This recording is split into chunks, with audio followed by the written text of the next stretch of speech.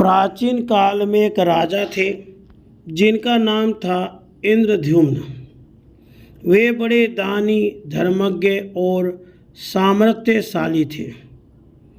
धनार्थियों को वे सहस्र स्वर्ण मुद्राओं से कम दान नहीं देते थे। उनके राज्य में सभी एकादशी के दिन उपवास करते थे। गंगा की वालुका, वर्षा की धारा और आकाश के तारे कदाचित गिने जा सकते हैं, पर इंद्रद्युम्न के पुण्यों की गणना नहीं हो सकती। इन पुण्यों के प्रताप से वे सशरीर ब्रह्मलोक चले गए।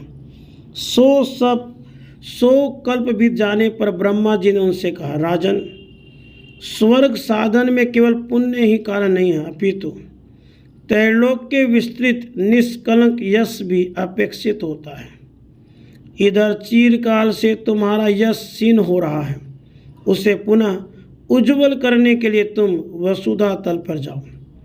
ब्रह्मा जी के सब समाप्त भी न हो पाए थे कि राजा इंद्रद्युम्न ने अपने को पृथ्वी पर पाया। वे अपने निवास स्थल कांपिल्य नगर में गए और वहाँ के निवासियों से अपने संबंध में पूछताछ करने लगे। उन्होंने कहा, हम लोग तो उनके संबंध में कुछ भी नहीं जानते। आप किसी वृद्ध चिरायु से पूछ सकते हैं। सुनते हैं नैमिषारण्य में सप्तकल्पांत जीवी मार्कंडेय मुनि रहते हैं। कृपया आप उन्हीं से इस प्राचीन बात का पता लगाइए। जब राजा ने मार्कंडेय जी से प्रणाम करके पूछा, मुनि, क्या आप इंद्रद्युम्न राजा को जानते हैं?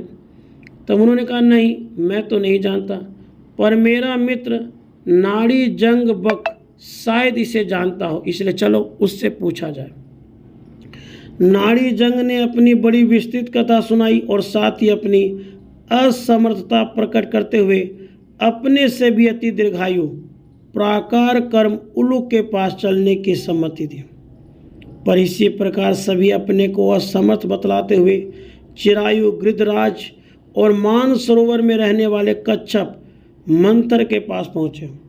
मंत्र ने इंद्रद्युम्न को देखते ही पहचान लिया और कहा, आप लोगों में जो यह 5वां राजा इंद्रद्युम्न है, इसे देखकर मुझे बड़ा भय लगता है, क्योंकि इसी के यज्ञ में मेरी पीठ पृथ्वी की उष्णता से जल गई थी।